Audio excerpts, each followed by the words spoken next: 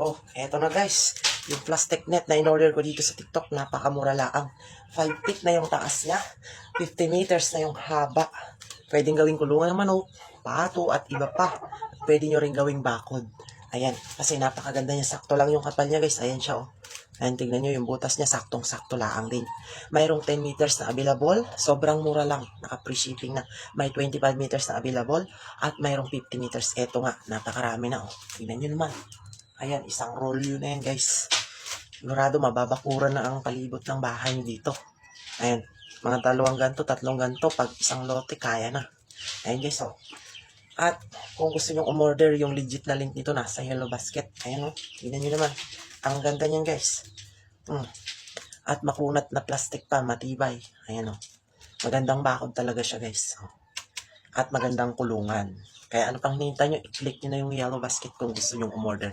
Ayan oh. Check out niya.